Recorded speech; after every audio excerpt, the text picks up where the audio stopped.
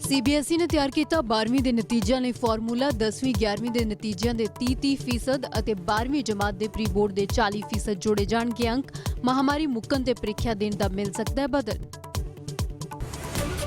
कच्चे अध्यापकों नाल सिक्ख्या सकत्तर की हुई मीटिंग। कैबिनेट च मुद्दे विचारां दा मिलिया भरोसा। एनटीटी अध्यापकों की भर्ती का टेस्ट रद्द।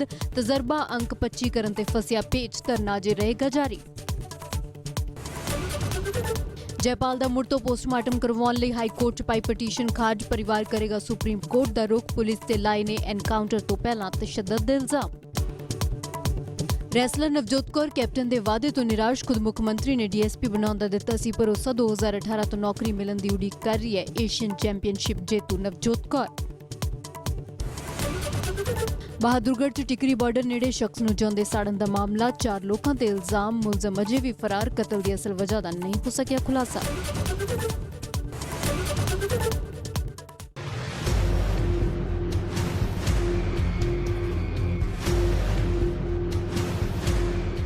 बारहवीं ਦੇ ਵਿਦਿਆਰਥੀਆਂ ਨੂੰ ਪਾਸ ਕਰਨ ਦਾ ਫਾਰਮੂਲਾ ਸਾਹਮਣੇ ਆ ਗਿਆ ਹੈ। ਇਹ ਫਾਰਮੂਲਾ ਸੁਪਰੀਮ ਕੋਰਟ ਦੇ ਵਿੱਚ ਰੱਖਿਆ ਗਿਆ ਹੈ। ਇਸ ਵਿੱਚ ਦੱਸਿਆ ਗਿਆ ਕਿ ਵਿਦਿਆਰਥੀਆਂ ਨੂੰ ਅੰਕ ਕਿਵੇਂ ਮਿਲਣਗੇ। पूरा फार्मूला जानने ਲਈ ਇਹ ਰਿਪੋर्ट ਵੇਖੋ।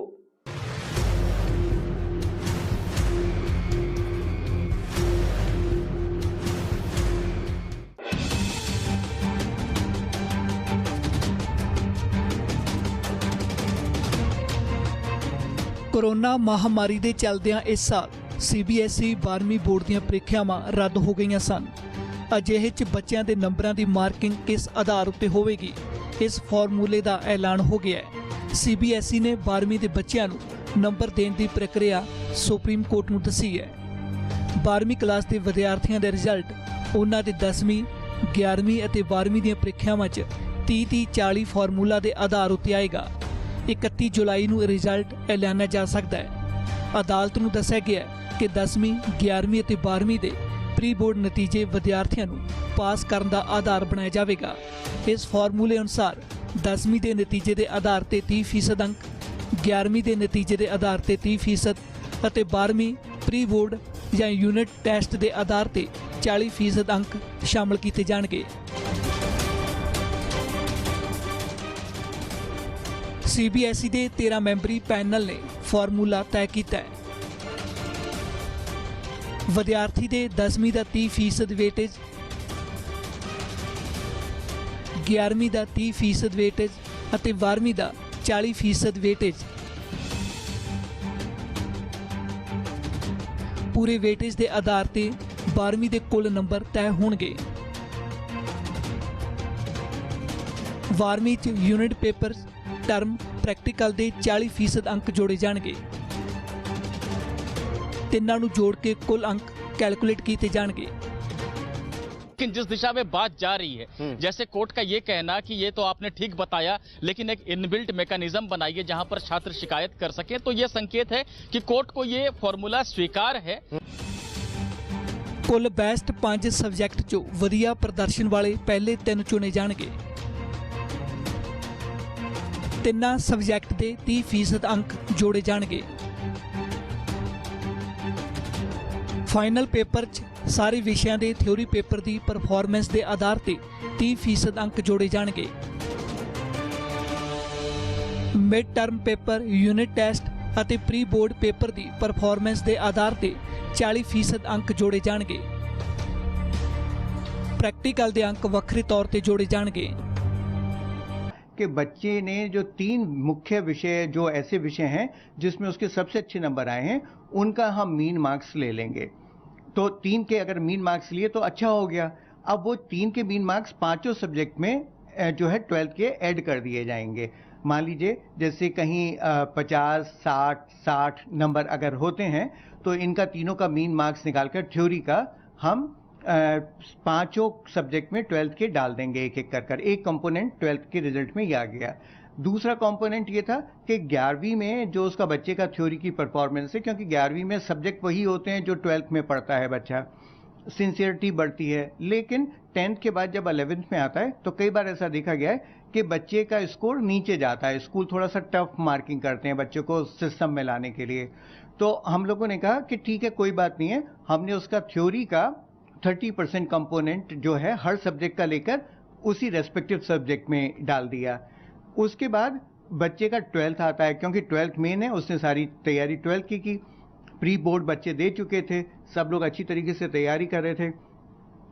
परीक्षा नहीं हुई तो हमने कहा कि जो बच्चे हैं उनका या तो उन्होंने यूनिट टेस्ट दिया है या मिड टर्म दिया है या प्री बोर्ड दिया है, तो स्कूल की जो रिजल्ट कमेटी हमने बनाई है उनके ऊपर ये छोड़ दिया कि उसमें से वो किसी भी तरीके से अपना देख लें, जिस स्थिति में बच्चे को बेनिफिट हो रहा हो वो एक तरीका निकालकर जो भी मार्क्स बनते हैं उसका 40% वहां पर जोड़ लें।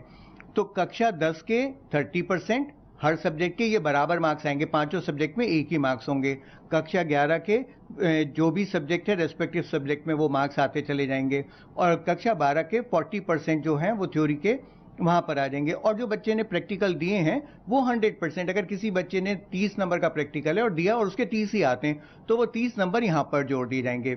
तो ये जोड़कर बच्चे का रिजल्ट बनेगा। लेकिन क्योंकि कक्षा 11 में और कक्षा 12 में हमको बच्चे की लर्निंग और जो डिफरेंट डिफिकल्टीज थी ऑनलाइन एजुकेशन की, ऑनलाइन एग्जामिनेशन की, उसको एड्रेस करना है, तो हमने रिजल्ट कमेटी को ये पावर दी कि वो मार्क्स को +-5 तक मॉडरेट कर सकता है।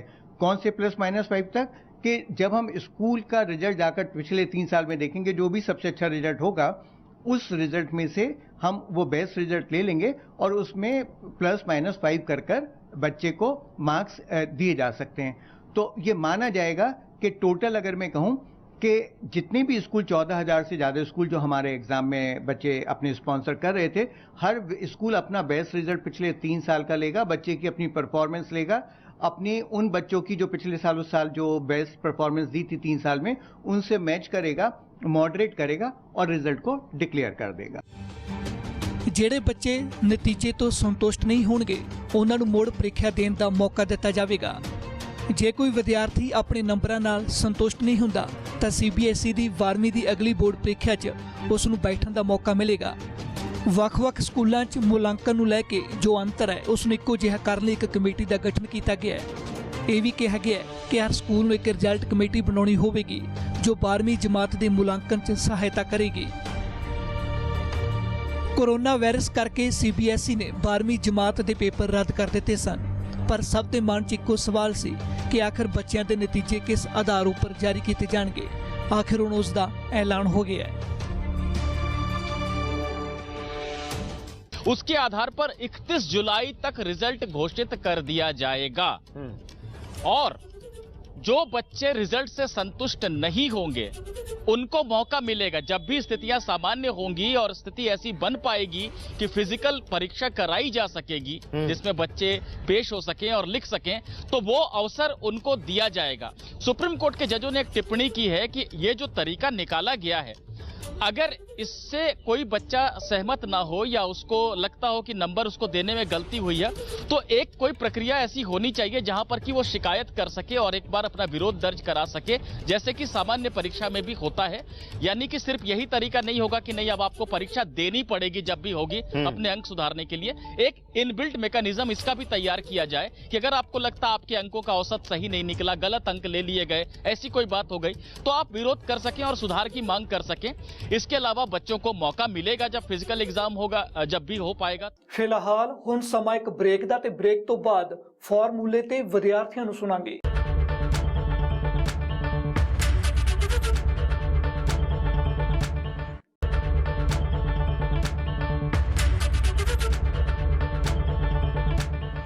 CBSE ਦੇ ਫਾਰਮੂਲੇ ਤੇ ਵਿਦਿਆਰਥੀਆਂ ਦਾ ਰਲਿਆ ਮਿਲਿਆ ਪ੍ਰਤੀਕਰਮ ਹੈ।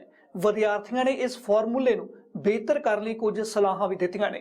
ਹਾਲਾਂਕਿ ਜਿਹੜੇ ਬੱਚੇ ਨਤੀਜੇ ਤੋਂ ਸੰਤੁਸ਼ਟ ਨਹੀਂ ਹੋਣਗੇ ਉਹਨਾਂ ਨੂੰ ਮੁੜ ਪ੍ਰੀਖਿਆ ਦੇਣ ਦਾ ਮੌਕਾ ਵੀ ਦਿੱਤਾ ਜਾਵੇਗਾ।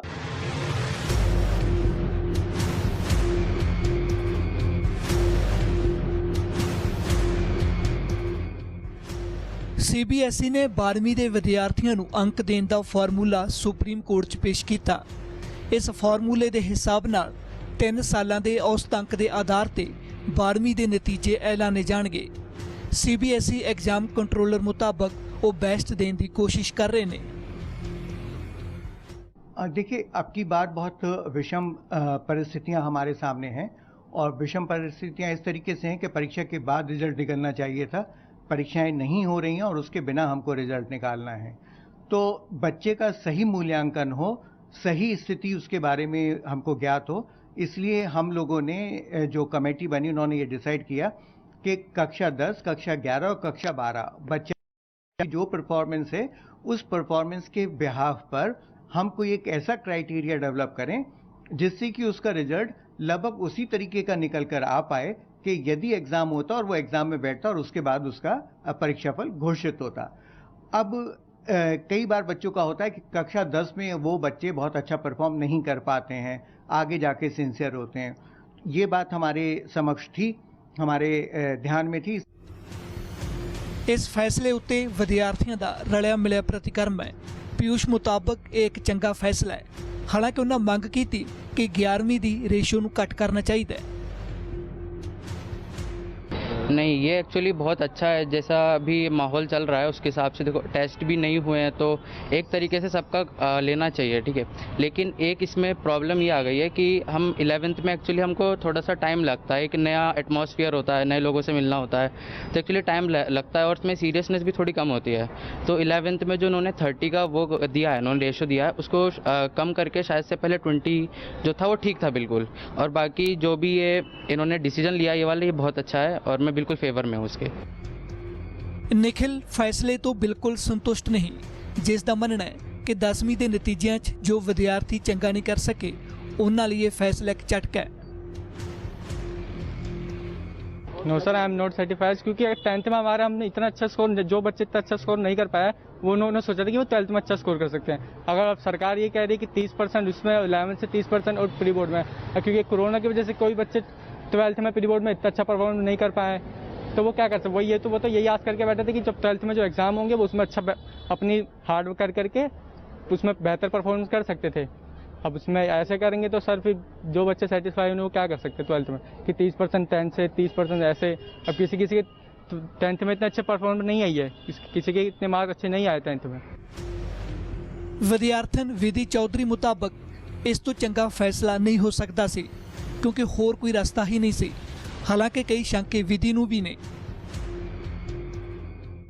सो अभी जो एक्चुअली सिनेरियो था हमारा मतलब उसके अकॉर्डिंग मेरे हिसाब से बेस्ट ऑप्शन यही था, क्योंकि एग्ज़ाम्स कंडक्ट करना बिल्कुल भी पॉसिबल नहीं था।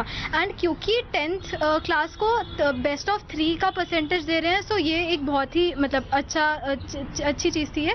बट कुछ लोग क्या होते हैं क्लास 10 में उतना अच्छा नहीं करते, बट 11-12 में उनके जब सब्जेक्ट स्पेशलाइज हो जाते हैं तो उनके लिए ज़्यादा बेनिफिशियल होता है। सो इसका कुछ लोगों का एडवांटेजेस हो सकता है, बट क्योंकि मैं खुद अपने लिए बात नहीं कर सकती, मेरे खुद के तो मतलब मेरे लिए फेवरेबल है क्योंकि मेरे दो सब्जेक्ट्स में 100 आए थे क्लास 10th में। बट अगर एज अ होल मैं पूरी इंडिया के सारे स्टूडेंट्स की बात करूँगी तो कुछ लोगों के लिए ये डिसएडवांटेजेस भी हो सकता है।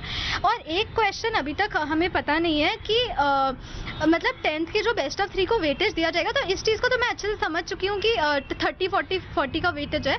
बट 10th का जो बेस्ट ऑफ 3 का वेटेज दिया जाएगा वो वेटेज मतलब सारे से, क्योंकि 11th और 12th के सब्जेक्ट्स हमारे अलग होते हैं, तो मतलब 11th और 12th में जैसे मेरा BST सब्जेक्ट था, फिर मेरा अकाउंटेंसी सब्जेक्ट था जो कि मेरा 10th में नहीं था, तो वो वेटेज सारे सब्जेक्ट्स को दिया जाएगा या कुछ पर्टिकुलर सब्जेक्ट्स को दिया जाएगा, इस चीज़ के बारे में बताया नहीं गया। ਅੰਸ਼ਿਮ ਨੂੰ ਇਹ ਫਾਰਮੂਲਾ ਕਾਫੀ ਹੱਦ ਤੱਕ ਠੀਕ ਲੱਗਦਾ ਹੈ ਕਿਉਂਕਿ ਹੁਸ਼ਿਆਰ ਅਤੇ ਨਾਰਮਲ ਦੋਵੇਂ ਵਿਦਿਆਰਥੀਆਂ ਨੂੰ ਇਸ ਦਾ ਫਾਇਦਾ ਹੋਵੇਗਾ। अगर देखा जाए तो डिसीजन काफ़ी हद तक ठीक है, बिकॉज उन्होंने बोला है कि 10th में 5 सब्जेक्ट्स में से आप किसी भी 3 सब्जेक्ट्स के मार्क्स जो हैं वो लगा सकते हैं। +1 में भी आप 5 सब्जेक्ट्स में से 3 बेस्ट सब्जेक्ट्स मार्क्स आप लगा सकते हैं। एंड अगर जो नालायक बच्चे भी हैं जो नहीं इतना पढ़ते हैं वो भी ऑप्शनल जो सब्जेक्ट्स होते हैं, जो ईजी सब्जेक्ट्स होते हैं उसमें मार्क्स स्कोर कर लेते हैं, तो उनके लिए भी बेनिफिट है। और जो इंटेलिजेंट बच्चे हैं जिनके मेन सब्जेक्ट्स में अच्छे मार्क्स आए हैं या जो भी है उनके लिए भी ये बेनिफिट है। मतलब देखा जाए तो दोनों के लिए ही बेनिफिट है। अगर ऐसे ऑफलाइन एग्ज़ाम्स होते तो हाँ बच्चों का काफ़ी नुकसान होना था, कईयों के नहीं अच्छे मार्क्स आने थे, जो इंटेलिजेंट हैं उनके अच्छे आ सकते थे, जो नहीं मतलब ज़्यादा पढ़ते हैं उनके नहीं अच्छे आने थे मार्क्स। अब उनके लिए भी बेनिफिट है और जो इंटेलिजेंट स्टूडेंट्स हैं उनके लिए भी बेनिफिट है, किसी के लिए भी कुछ नेगेटिव इफ़ेक्ट नहीं है इसका। CBSE ਐਗਜ਼ਾਮ ਕੰਟਰੋਲਰ ਅਸੰਤੁਸ਼ਟ ਬੱਚਿਆਂ ਨੂੰ ਭਰੋਸਾ ਦੇ ਰਹੇ ਨੇ ਕਿ ਉਹਨਾਂ ਦੇ ਸਾਰੇ ਸ਼ੰਕੇ ਦੂਰ ਹੋਣਗੇ। ਅਜਿਹੇ 'ਚ चिंता करने की लोड़ नहीं।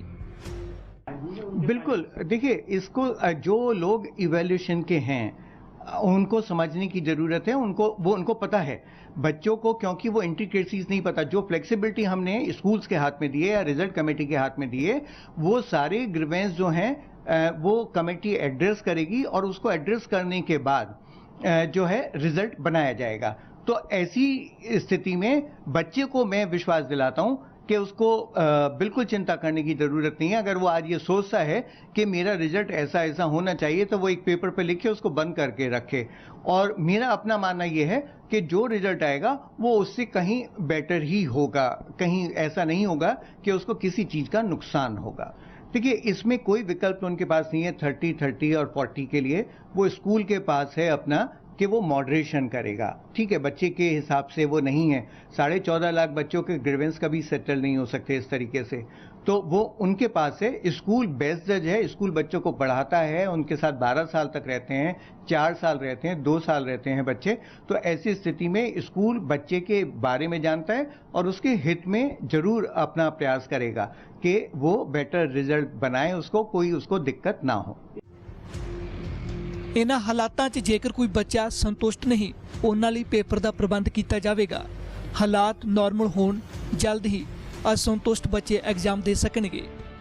बिल्कुल, हम अभी भी उस बात पर कायम हैं और हमारा प्रयास ये है कि जैसे ही हमारा रिजल्ट निकलेगा, रिजल्ट निकलने के बाद अगर कोई बच्चा सेटिस्फाइड नहीं है तो अब हम उसके लिए परीक्षा का रजिस्ट्रेशन शुरू कर देंगे कि जिससे बच्चों का रजिस्ट्रेशन शुरू हो जाए, जो बच्चे एग्जाम देना चाहते हैं अगर सेटिस्फाइड नहीं है। और जैसे ही कोई कंड्यूसिव टाइम हमको मिलेगा, हम लोग प्रयास करेंगे कि जितनी जल्दी से जल्दी हो सकता है केंद्रों को, परीक्षा केंद्रों को डिस्ट्रीब्यूट कर सोशल डिस्टेंसिंग को देखते हुए और दूसरे प्रयास करते हुए कोरोना को बचाने के लिए हम जल्दी से जल्दी उनका परीक्षा कराने का प्रयास करेंगे। इस सब रिजल्ट का भी जल्द भरोसा दिता गया है। देखिए, 10वीं का रिजल्ट जो है, हमारा प्रयास ये है कि हमारी अभी 28 तक हमने जून तक लास्ट डेट दी है। उसके बाद हमको 15-20 दिन का समय रिजल्ट निकालने पर लगता है, मेहनत करनी होती है, वो सारा कंप्यूटेशन सारा चलता है। तो वो देखते हुए मुझको महसूस होता है कि भी हम 20 जुलाई तक जाकर हम जो है कक्षा 10 का और जुलाई के अंत तक जाकर हम कक्षा 12 का रिजल्ट जो है वो घोषित कर पाएंगे। हम पूरी जी जान लगा देंगे कक्षा 12 के रिजल्ट को तैयार करने में, स्कूलों को मदद करने में, क्योंकि बहुत सारे बच्चों को बाहर जाना है, हायर एजुकेशन के लिए जाना है। तो हम कोशिश करेंगे कि हमारी मेहनत से वो जो गैप है वो रिड्यूस हो जाए, जो उनका खराब होना है, और वो आगे जाकर पढ़ाई कर पाएं। तो हमारा पूरा प्रयास इस बात के लिए होगा कि जो बच्चे हैं उनका रिजल्ट जल्दी से जल्दी घोषित हो। अगर कोई सेटिस्फाइड नहीं है तब हम जल्दी से जल्दी उसका एग्जाम कराएं और नया रिजल्ट उसको दे पाएं। कहा यह भी गया कि कोई स्कूल अपने विद्यार्थियों को वध अंक दे के रिजल्ट बेहतर बनाने की कोशिश ना करे। इसकी निगरानी एक रिजल्ट कमेटी करेगी। हुण रुकदे एक होर ब्रेक लई ते ब्रेक तो बाद CBSE दे फार्मूले ते बच्चों के मापियां ते अध्यापकों की राय जाणांगे।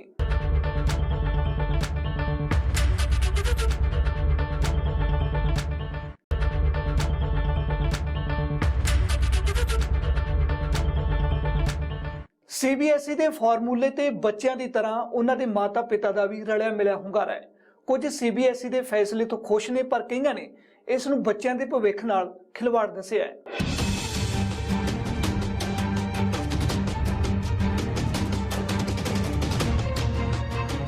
ਇਹ ਨੇ ਸੰਜੀਵ ਕੁਮਾਰ। ਸੰਜੀਵ 12ਵੀਂ ਕਲਾਸ ਦੇ ਨਤੀਜੇ ਲਈ CBSE ਦੇ ਫਾਰਮੂਲੇ ਤੋਂ ਬਿਲਕੁਲ ਖੁਸ਼ ਨੇ। ਇਹਨਾਂ ਦਾ ਮੰਨਣਾ ਹੈ ਕਿ ਇਸ ਨਾਲ ਬੱਚਿਆਂ ਦਾ ਭਵਿੱਖ ਪ੍ਰਭਾਵਿਤ ਹੋਵੇਗਾ। नहीं, बिल्कुल भी खुश नहीं हूँ मैं। ये किसी भी तरह से बच्चे के फेवर में नहीं है, क्योंकि उसने 12th में अलग पढ़ाई की थी, 10th में अलग और 11th में अलग तरीके से पढ़ाई की थी। ज़रूरी नहीं कि 10th में जैसी परफॉर्मेंस बच्चे की रही हो वैसी 12th में हो। और अभी प्रैक्टिकल के बारे में तो बिल्कुल इन्होंने छोड़ ही दिया है। जो प्रैक्टिकल लिए थे उसके भी मार्क्स होते हैं, वो ले नहीं रहे हैं, उसको कंसिडर नहीं कर रहे हैं।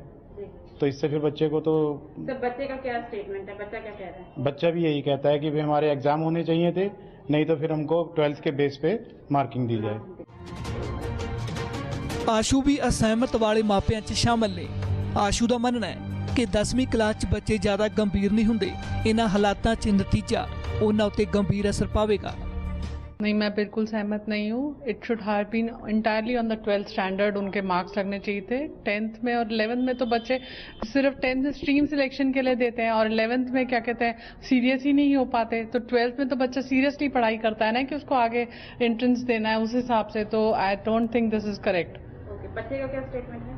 बच्चा भी यही कहता है कि 12th के बेसिस पे हमारा मार्किंग होनी चाहिए और उसी के हिसाब से या तो थोड़ा वेट और करते फिर एग्जाम्स लेते प्रॉपर तरीके से, अगर इतना ही था।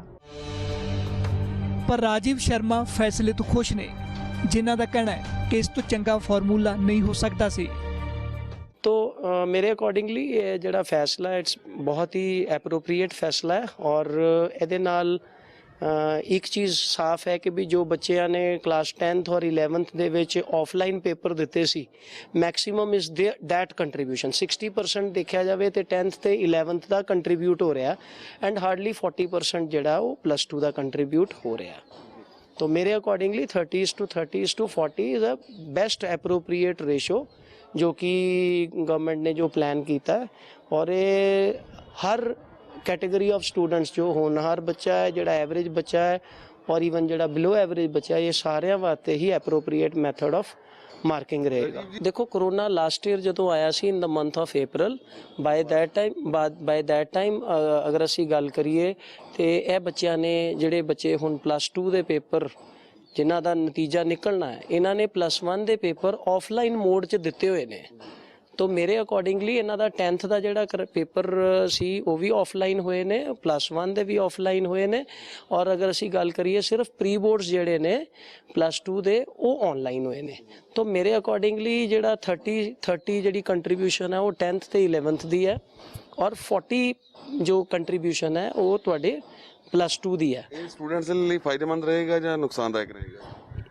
मेरे अकॉर्डिंगली ये बिल्कुल देखते हुए मेरे अकॉर्डिंगली ये एप्रोप्रीएट मैथड है क्योंकि ਇਹਦੇ ਵਿੱਚ ਮੈਕਸਿਮਮ ਕੰਟਰੀਬਿਊਸ਼ਨ ਜਿਹੜਾ ਉਹ 10th ਤੇ 11th ਦਾ ਜਦੋਂ ਜਿਹੜੇ ਪੇਪਰ ਬੱਚਿਆਂ ਨੇ ਆਲਰੇਡੀ ਆਫਲਾਈਨ ਮੋਡ ਦੇ ਵਿੱਚ ਦਿੱਤੇ ਹੋਏ ਨੇ।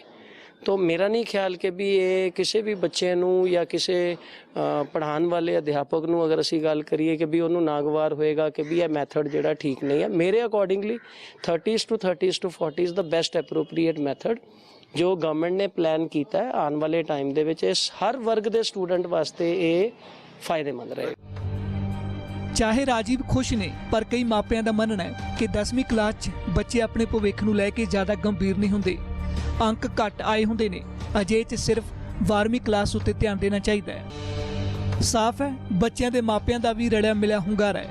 कुछ CBSE के फॉर्मूले तो खुश ने ते कई नहीं। अजिहे च सुभाविक है काफ़ी विद्यार्थी पेपर देना चाहणगे, जिस दे लई पहलां ही CBSE वालों कहा गया है कि जो विद्यार्थी एग्जाम देना चाहते हैं वो दे सकते हैं।